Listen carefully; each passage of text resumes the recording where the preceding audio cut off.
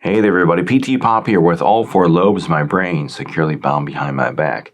Today I'm going to cover a series of T-Mobile videos that are called T-Mobile Workers Speak Out. Stay tuned, baby. They keep lowering the call time. We just had our call time lowered a couple of weeks ago. They called us into a meeting and lowered our already unrealistic call time that perhaps maybe 10% of our team could meet, even lower. So if only 10% of the people can meet the existing call time, what does it serve to lower that call time even further? Would you like fries with that? Would you like fries with that? So hi everyone, PTPOP here with all four lobes of my brain securely bound behind my back. And no fear, I didn't lose an eye. Some of you have commented sarcastically and concernedly about my eye and why I squint a lot. Well, I have inherited a wonderful genetic disorder from, I believe, my mother's side of the family called amblyopia. And it's where one of my eyes wander. And this eye has a tendency to go up and look into the top of my skull all by itself. And I've had this disorder. It started happening about 20 years ago. And I was playing softball one day, and I was out in the outfield, and I went to catch a fly ball, and I looked up, and there were two balls coming at me. And no, this isn't a Deshaun Watson joke. I got to get this Deshaun Watson in there. So that was the beginning of it. And then as the years went by, it started to get worse and worse and worse. And I've got one eye that wanders. And so I wear an eye patch because the doctor said, well, if you wear an eye patch and cover up the good eye, which is my left eye, the eye that wanders a lot will get more exercise and will get better. So far, that hasn't happened. I do eye exercises and everything. So I wear this because it actually drives me crazy that this eye will not stay straight. So there you have it. So I'll get that out of the way. And today I'm going to talk about a couple different things. But before I get to that, I want to thank everybody who has subscribed to my channel. Right now I have 5,060 subscribers. And I appreciate everybody who tunes in and watches my channel.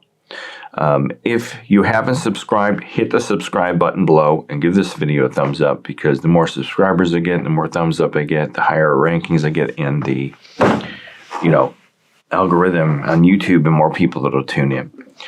Some of you have mentioned that I should be far more popular than I am because there's millions and millions of call center employees out there, and that's true. And I'm working on it. I've been trying to work on different ways to get found and get discovered, and try to open up the eyes of the public about what it's really like to work in a call center. Right now, I'm in the process of reading a new book, which is Weird Scenes Inside the Canyon. And this is a book, as you can tell, I like to mark my books up. I like to...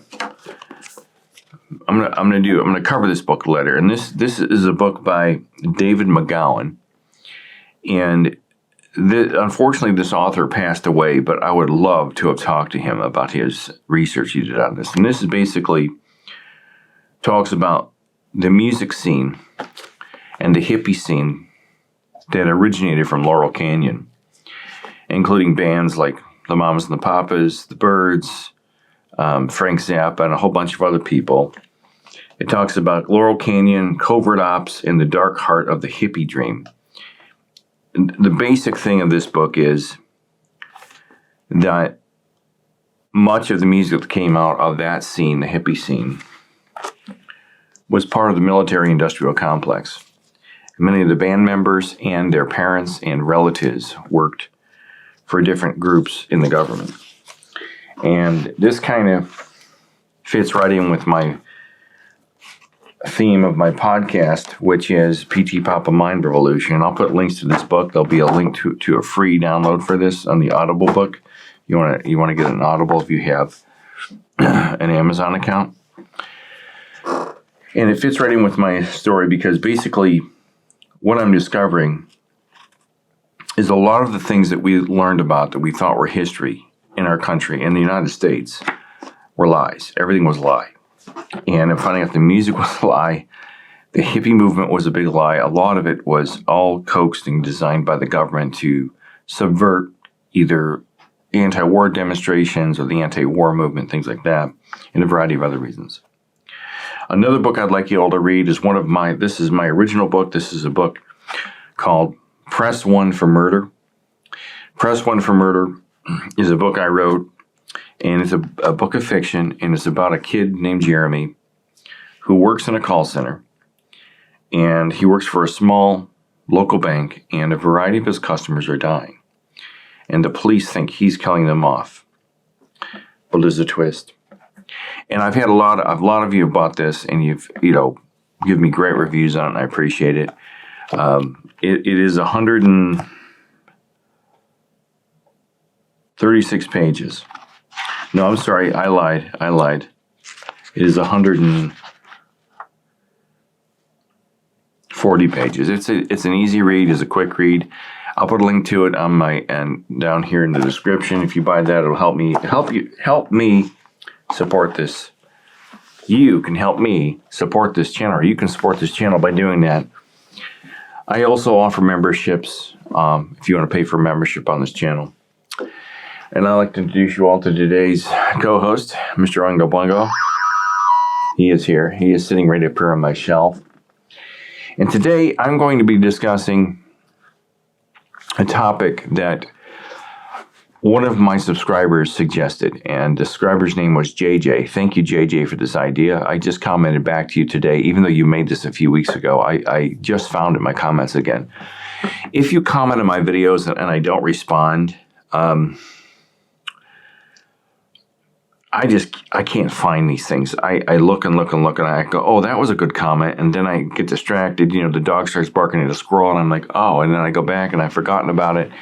Then I try to find it buried in an avalanche of other comments, and I guess I'll blame it on my ADHD. I just can't find these comments, and JJ, I just happened to find your comment today. JJ was watching my video, one of my call center videos called Life at a T-Mobile Call Center.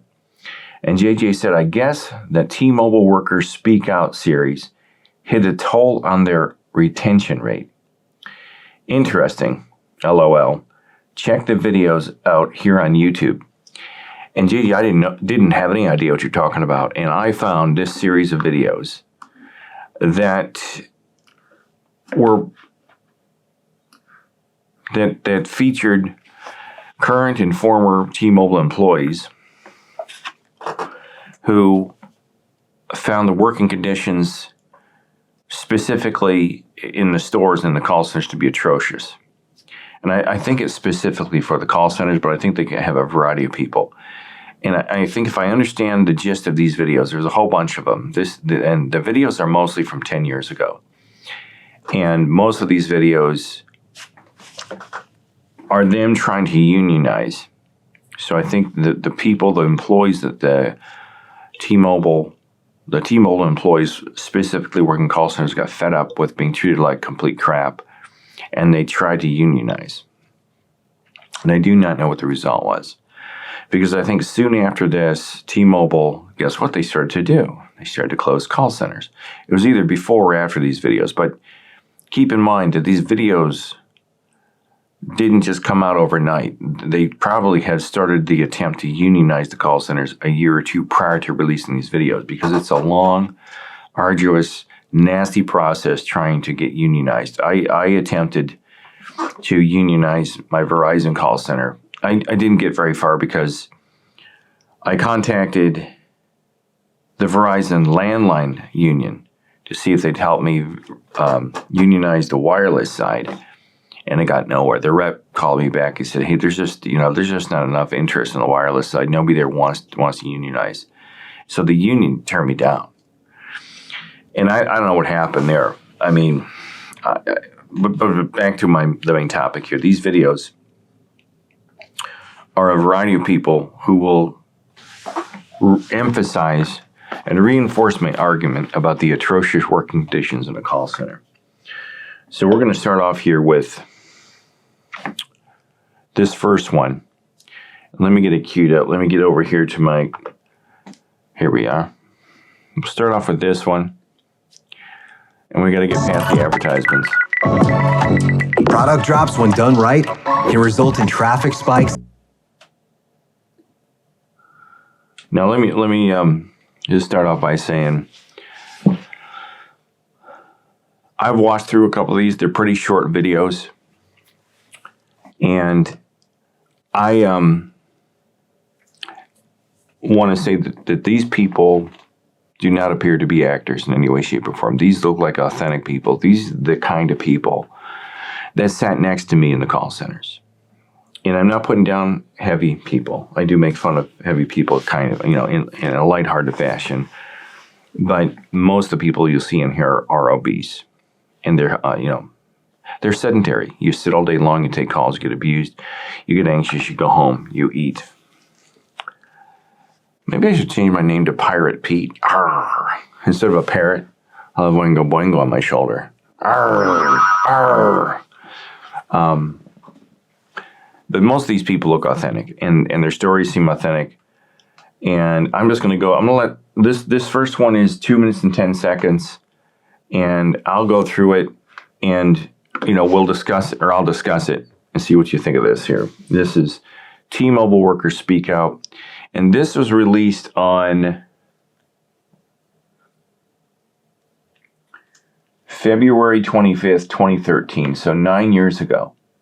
Keep in mind, well, let me back up a bit. I'm going to back up here. We're going to go back up and look at this.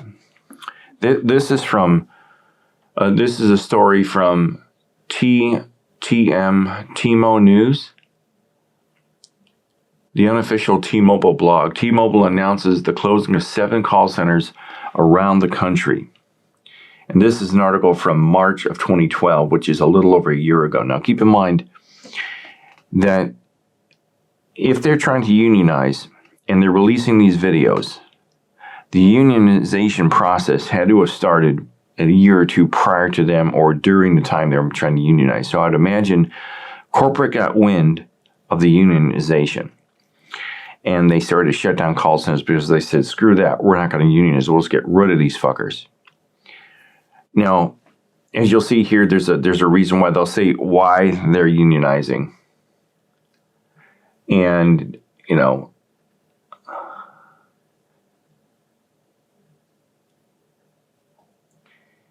it says, announces they are closing 7 of their 24 call centers in a move that is likely to shore up finances the company will need to boost operations. Close to 3,300 employees will be cut out of work. However, T-Mobile is offering relocation help and as the 17 remaining call centers will attempt to fill close to 1,400 positions, leaving 1,900 net employees out of work. And there's a letter from the CEO or something like that. I think that's Philip Hum. Philip Hum. I bet you he's a piece of work. How's your leather, Mistress Phil? So they ran into some financial difficulties allegedly way back when.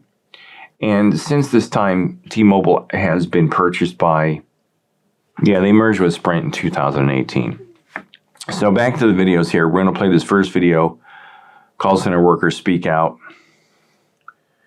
and we shall go. I work in the call center in Richmond, Virginia, and I really think that people there come to work dreading what's going to happen that day. They really don't know if they're going to have their jobs at the end of the day or if they're going to lose their good standing, lose their chance of getting a new raise. In reality, it's really stressful because the background, let me give you a little background, there's constant noise. There's a PA system, public address system with music. Then each pod, 12 people talking and music. And yelling, get off that call, and we have that going on. So it is pretty stressful. No, I never had people yelling at me. I never had anybody yelling at me. And my first call center ever at GTE Wireless here in Ohio, it was a small, maybe 300-man call center. And there was a beeping board. There was like a ticker board on with red digital, letters and numbers. It would say how many calls were in queue. Then it would beep when there were like 4 calls in queue, which you'd go home and you hear the beeping. And then the call center director who ran around the call center looking anxious would yell, "Okay, everybody get on the phones." That was about it. It wasn't that, but I've never heard of people yelling in a call center. I've never really experienced the yelling that she's discussing here. Go back here. Anxiety was just so high that I get up in the mornings and I want to throw up because I couldn't function anymore. I can tell you it affects you physically as well as emotionally. Most of the people I know, including myself who've worked there a long time, suffer from, stress, anxiety. All of us have physical problems. We have a lot of people that have FMLA or leave of absence approval because we're stressed. No, that's true. That is very true. Every call center, the big call centers I worked at, Verizon, Wells Fargo, I was at Chase Bank, which was Bank One, 20 years ago. Everybody would disappear, and they'd all be on FMLA. Now you're going to hear this young man say he's on blood pressure medication. I make fun of him, but I'm still heavy. But my blood pressure was really bad, like lethally bad. And when I was, 13 pounds heavier, and the minute I lost these 13 pounds and started eating differently, my blood pressure has normalized. I'm on blood pressure medication as well. But unfortunately, this guy, I think, is blaming some of his symptoms on work. And, I just don't know if I actually agree with him, but it could be. You never know, because I know people that are real heavy that have great blood pressure, so who knows? Let me go back here for you. We have to be on, I'm on high blood pressure medicine. I can 100% speak for myself from that perspective. We have some people having anxiety attacks just from the stress of trying to live within the parameters that we're being forced to live in. We shouldn't live in tyranny. We should actually be able to live in a harmonious environment. We want to be able to assist our customers, but we've got people having to take off of work. Some people are being, there's a time when you didn't go 1 week without the paramedics coming into the call center because somebody's being taken out on a stretcher stressed out. Amen. Amen. Somebody said it other than me. At Verizon, the paramedics were there all the time. And if somebody came in, I remember a lady across the aisle. I've told this story before. This lady across the aisle from me. I'm on the phones and I heard a thud. And I look over and this lady is laying on the floor. And myself included, I just looked at her and went, "Oh, okay." And it was so common. I don't even know. Somebody called the paramedics for her, and they took her to the hospital. I don't know what happened to her. I never saw her again. I don't think she came back. I don't know if she lived or died. But this is real. This is very real. And I wish I could get regular people who have never worked in a call center to watch this. Because the call center environment is inhumane. It's atrocious. So everything this guy is saying, other than the blood pressure thing, it could affect your blood pressure. The stress, the anxiety in a call center is atrocious. So let me get back here for you.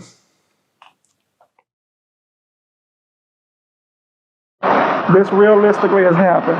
Now, we don't want to see that happen. We don't want to live under those work conditions. But with the economy being as it is, people are too afraid to stand up and say something.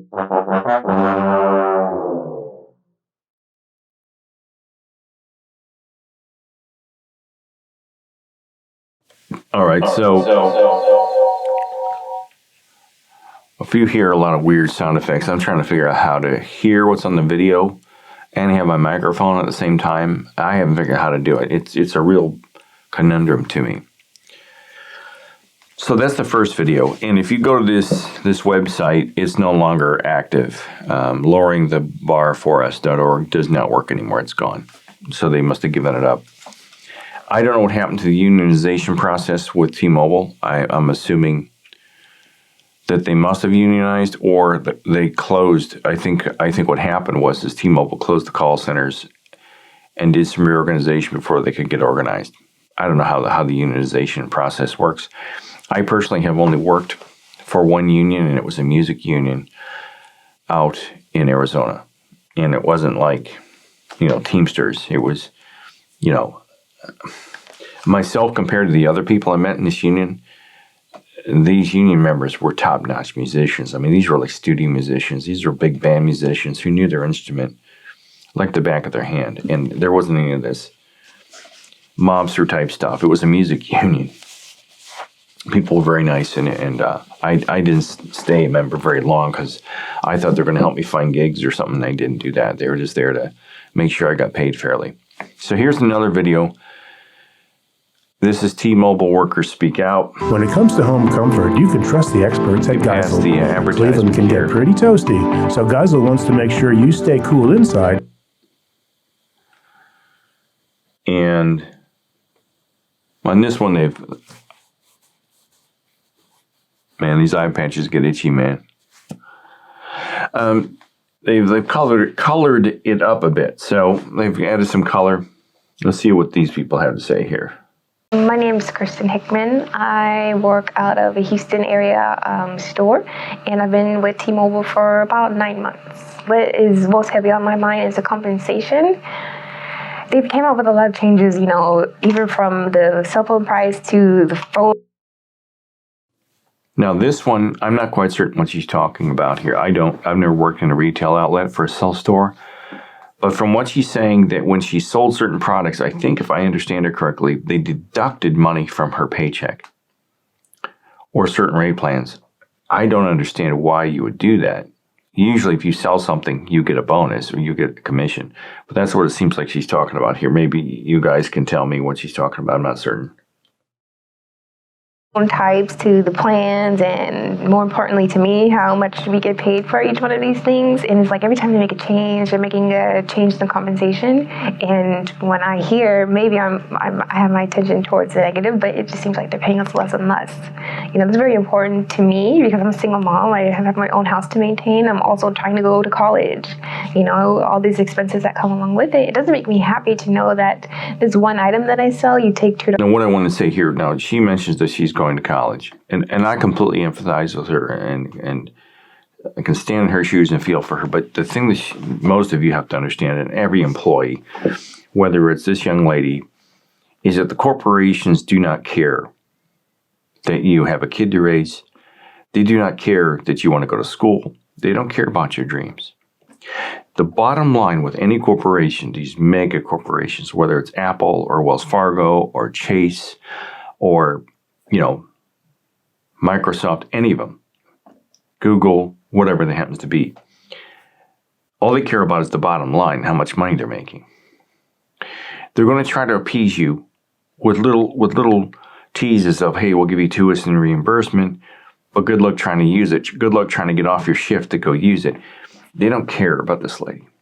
I care about her. You know, you and I care about her. But they're not there to put your kid through school. They're not there to, you know, to make sure you go to school. They don't care that you have to put your kid in daycare. They couldn't care less. And I think a lot of us go into the corporations thinking that they do care. Corporations do not care about its employees. You're a way to get the people to top as much money as they can. You're a way to make sure the investors are happy. You're a way to make sure that the CEO, predominantly the man, mostly men run companies around the world, have enough money to pay for their leather mistress on the side so they can have their yacht and their Learjet and tool around the sky and rub elbows with people in other countries to open up other call centers, to open up other stores. It has nothing to do with you. You're just a means to an end. I'm off my soapbox. So we'll go back here to this young lady. And 50 cents. It doesn't make a big deal when you think about it, but in the overhead, at the end of the month, you see how much you sell, and you take $2, $3 off of each one of these things. This, 80 times, it makes a big difference. So it ends up reflecting hundreds of dollars less that I'm getting per month. That's very important to me. Well, I'm happy to join TU because I feel like the things that matter to me, I mean, they probably matter to a couple of my other coworkers too, but if we have a representative, this TU group, to actually listen to us and take our opinions and actually make it meaningful, some resolution can come from the problems that we experience day to day, is something that I want us to be a part of.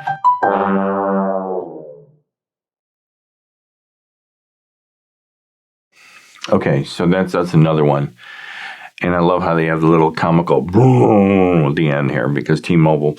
And the thing I think is another thing. If you go into a company realistically and you understand the corporations do not care about you or your family, your education, or your child care, any of that stuff, they'll give you just enough to keep you happy.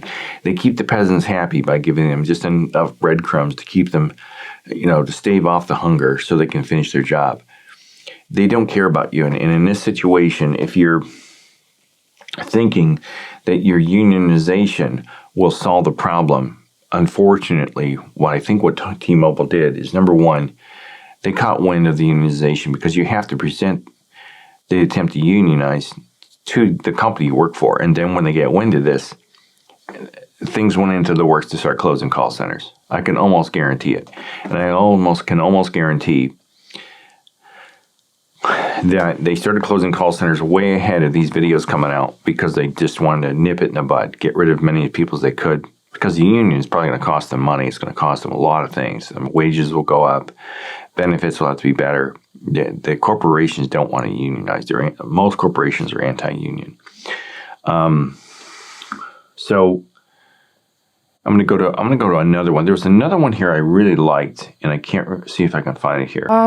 It's difficult. I mean, because not only are you dealing with difficult customers, I guess that's the main thing that we deal with there. You talk to people that are upset about so many different things, and then to have to almost be forced to sell them something that they don't need, that would up their bill when they're already calling in saying, I'm having difficulty paying my bill as it is.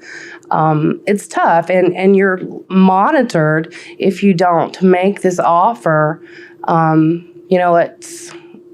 They make it difficult for you. They say you're not meeting the metrics. You're going to be put on an action plan, which means that basically they're going to monitor you for a period of 1 week to 90 days. And it's almost like an intimidation, like a fear factor they want to try to build there, so that you do meet your goal. No, it's not like an intimidation tactic. It is an intimidation tactic. I guarantee it. You get somebody coming in there who's trying their best, and they say, well, if you don't make your numbers, we're going to have to write you up. It is a complete intimidation tactic, because the thing that I've emphasized for years now in these videos is the call center is a real pain in the ass to these corporations because they cost them millions and millions of dollars. Millions and millions. It takes a lot just to run one call center, because you've got these high capacity data circuits that are very expensive coming in and out of the call center. You've got the equipment, you've got the people, you've got the health benefits, and the turnover. You would think they'd want to keep the turnover down to keep the cost down, but they don't care. But the basic thing is that they create these metrics because there's somebody sitting at an ivory tower. Literally, there's people sitting at the top of a big building around an oak table. I don't know if they're smoking cigars and drinking brandy anymore, but they're sitting up there saying, how can we keep the call volume down? How can we control the call volume? Because it's costing us a fortune to take care of these customers. They don't give a shit about the customers because the customers cost them money. The idea is to sell a product and create that product for the least amount of cost possible to produce it, and then try to market it and sell it to the public for the least amount of money, and to jack up the price so much to cover their initial investment and the cost. So if you're making cell phone holders like this one I have, and you make it, how are you going to make it?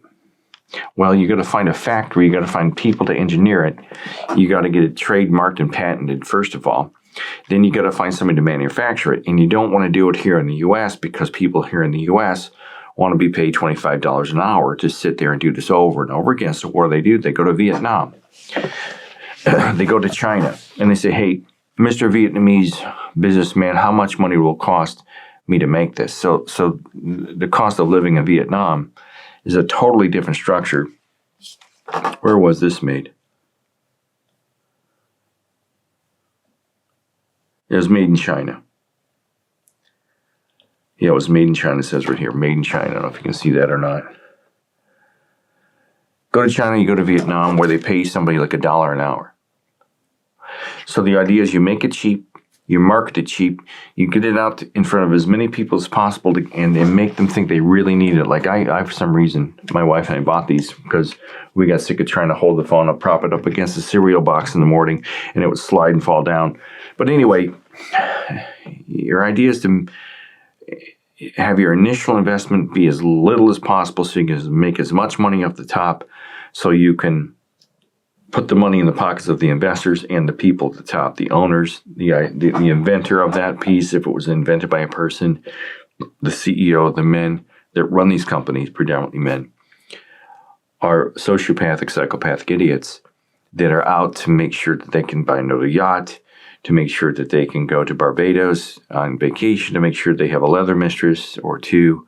And I'm not making this stuff up. I know people that work in the sex industry, and most of these men are kinky freaks that keep women of ill repute, I guess, on the side.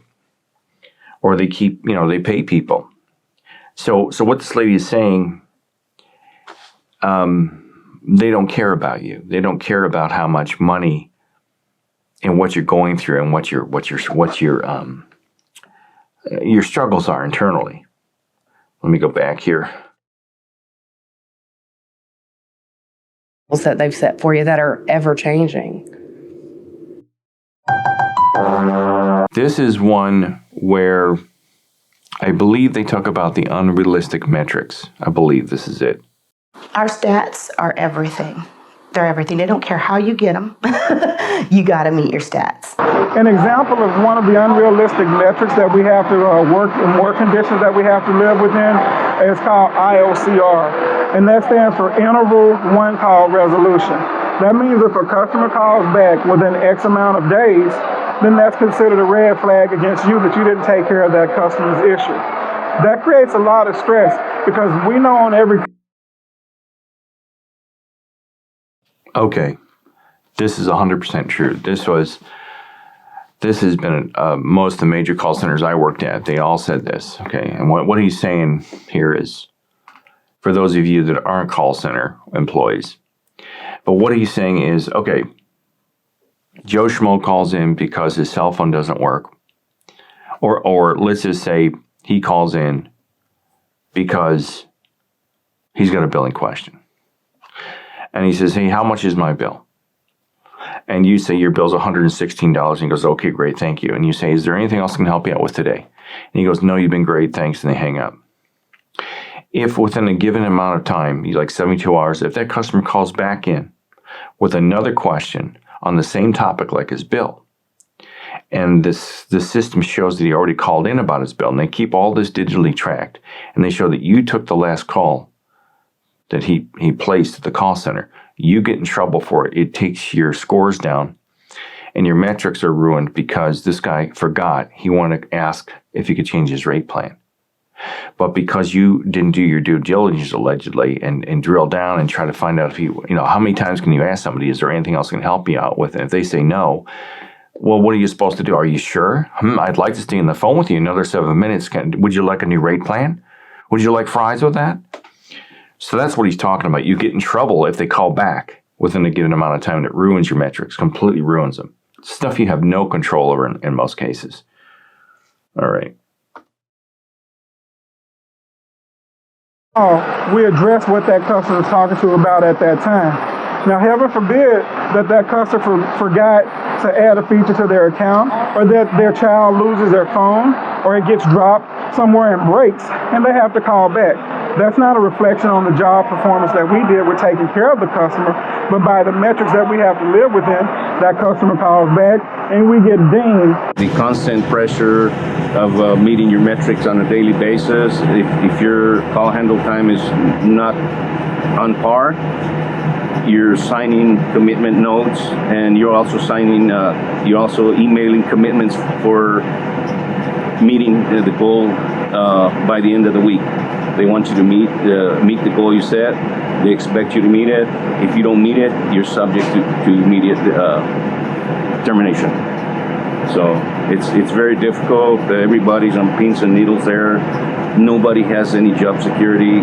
CRT is a big thing. So literally they want you to get the customer on and off as fast as you possibly can, even if that really means.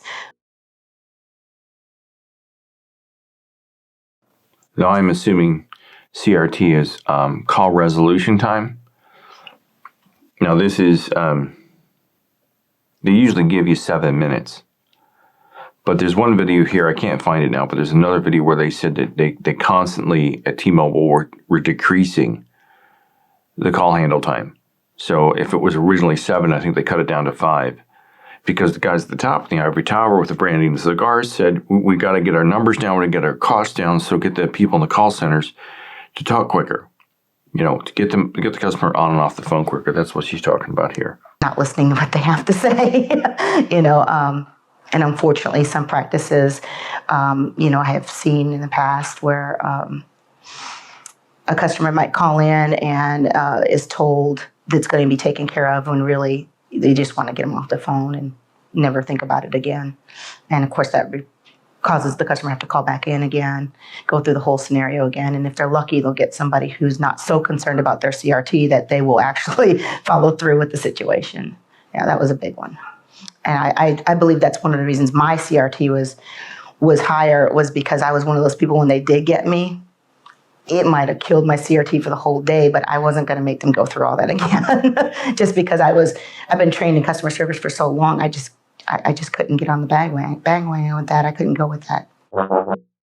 You know, a person takes their job personally. It's hard not to, you know, want to do what you're supposed to do and be very good at it. And I'd never worked at a place where I wasn't, you know, pretty good at my job. T-Mobile made that difficult for me. It's always a challenge at, you know, meeting your metrics. There's a lot of stress. It's the most stressful job I've ever had.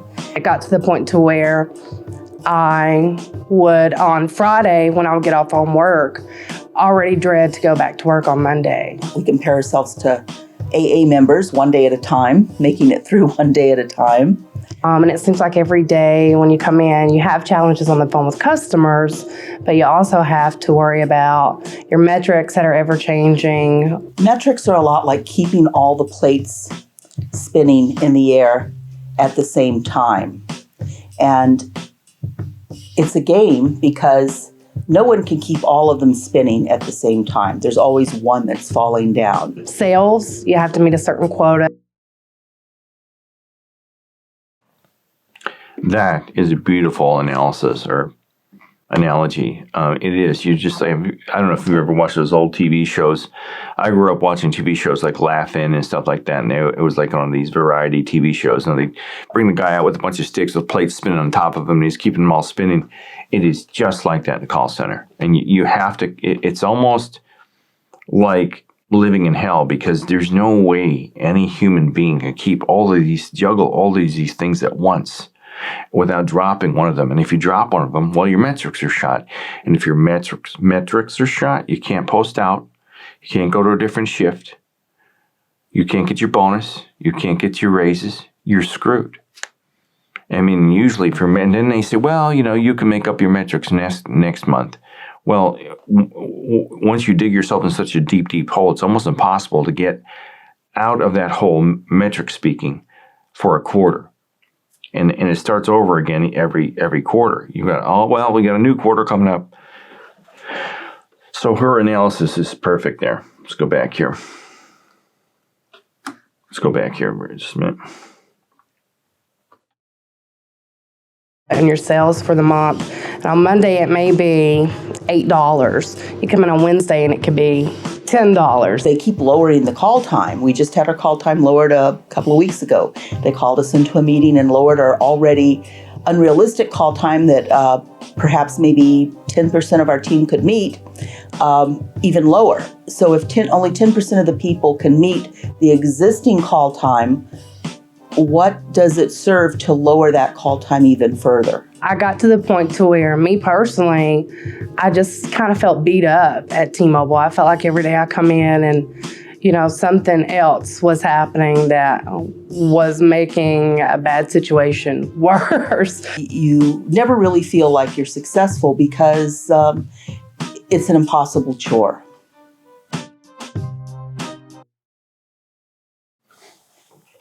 Okay, So there you have it. The lady's talking about how they reduce the talk time. They do that. And they change the numbers because numbers are money. Talk time is money. The more you spend time on the phone, the more it's costing. There's a bunch of accountants and actuaries and gritty, money-hungry men at the top. And this isn't. I'm not being stereotypical here. This is true. This is how it works in the big corporate world. And they'll change the metrics. And I'm trying to remember the name of there was a Greek story in Greek mythology of a guy who had to push a boulder. Sisyphus? I'm not certain if I'm pronouncing it correctly, but I remember this. This is one of the few things I remember from 8th grade. Yeah, and I don't know about the rest of you, but in 8th grade, we had to learn Greek mythology for some reason. And Mr. Bush was a great teacher. He's one of the few teachers I really liked and respected, and he was one of my football coaches. And he told us this story of this guy named Sisyphus.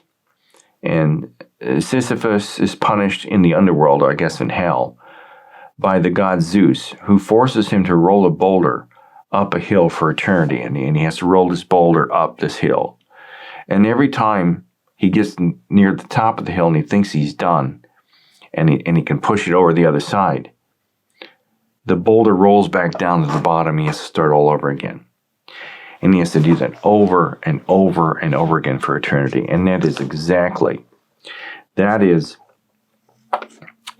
what it's like working in a call center. Just when you think you've gotten to the top with this boulder and you think you're going to get your bonus and you think you're going to be able to post out to a new shift and you think you're going to get your raise, you are put back down to the bottom with your boulder. Call Center Survivor shirts for sale on teespring.com. But it's just like that. No different. And the thing, this is a long video, but the thing I'm trying to enforce here for those of you that stumble upon my channel, whether you like me or not, whether you like me with an eye patch, without an eye patch, with Oingo Boingo or without, these are true stories. And this is what I wish I could get somebody who isn't afraid to go on Zoom with me and say, hey, and prove to me this is the call center I worked in. This is what I went through. This is how bad it is. And the problem with all this is the corporations have this already figured out. They know it's a horrible environment. They don't care. They know it's a bad place to work, and they don't care. So what they do is, now that technology is so advanced, they're starting to close call centers. Verizon Wireless, just 5 years ago, I think they closed 12 call centers or something. My mother-in-law, who has Verizon, called into Verizon, and the automated attendant told her it was a 4.5-hour wait to speak to a live operator. Things have gotten bad out there, and it's by design. This isn't just by accident. If you think this is all by accident, they don't want to unionize. They don't want to make you happy. They don't want to give you benefits because it costs them money. Every time it costs them money, that's the less money they can give to their leather mistress. It's the less time they can spend on a yacht. They can't buy the new, jet airliner to travel to some exotic land with their leather mistress. This is not sarcasm. This is the truth. This is the way these men work. Would it be different if women ran the world? I don't know. I have no idea. Thank you for watching. Again, check out my book, Press 1 for Moida. Moida.